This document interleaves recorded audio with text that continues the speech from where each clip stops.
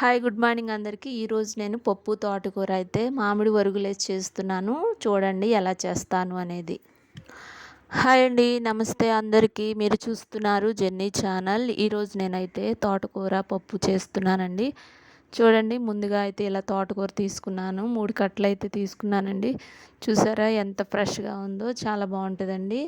ఇప్పుడైతే నేను కందిపప్పు తీసుకుంటున్నాను. చూడండి, ఈ బౌల్తో అయితే 1 కప్ అయితే కందిపప్పు తీసుకుంటున్నాను. ఈ కప్పుతో తీసుకున్న అయితే నేను చూడండి కుక్కర్లో వేసుకుని అయితే నీట్గా వాష్ చేసుకుంటున్నాను.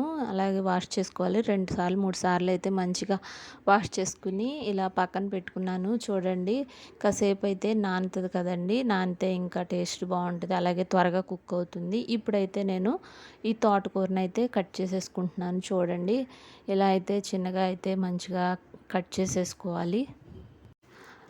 చూడండి, ఇలా కట్ చేస్తున్నాను. తోటకూర అయితే కట్ చేసేసుకున్నానండి. మనకి జార్ గిన్నె ఉంటుంది కదా, అందులో వేసి అయితే నీట్గా వాష్ చేసేసుకోవాలండి. ఎందుకంటే దానిలో ఇసుక ఏమన్నా పోతుంది. చక్కగా వాష్ చేసుకుని ఇప్పుడైతే నేను ఇందులో వేసేస్తున్నాను. చూడండి, ఇలా పప్పులో అయితే ఇవి యాడ్ చేసేసుకుంటున్నాను. అలాగే ఒక ఆనియన్, ఒక అలాగే 2 పచ్చిమిర్చి, 1 టమాటా అయితే తీసుకున్నాను. ఇవి కూడా పీసెస్గా కట్ చేసుకుని ఇవి కూడా యాడ్ చేస్తున్నాను.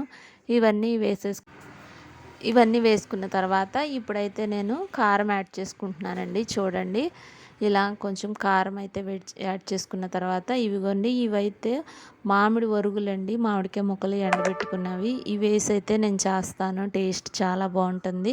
ఇంకా మనకి చింతపండుతో పని లేదండి. ఈ వరుగులు అయితే వేసేసుకుని ఇలా అయితే ఇంకా పైన మూత అయితే పెట్టేసుకుని పైన లిడ్ కూడా పెట్టేసుకుని స్టవ్ ఆన్ చేసి పొయ్యి మీద పెట్టేసుకున్నాను.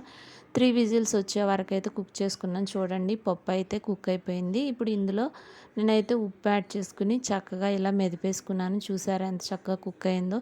టేస్ట్ చాలా బాగుంటుందండి. ఇప్పుడు ఇది పక్కన పెట్టుకుని పోపు అయితే పెట్టుకుంటున్నాను. చూడండి, ముందుగా అయితే స్టవ్ ఆన్ చేసి ప్యాన్ పెట్టుకుని ఆయిల్ వేసుకున్నాను. అందులో ఎండుమిర్చి, పోపు దినుసులు, అలాగే దంచిన వెల్లుల్లి వేసాను. చూడండి, ఎంటీఆర్ వాళ్ళ ఇంగువ కూడా యాడ్ చేస్తున్నాను.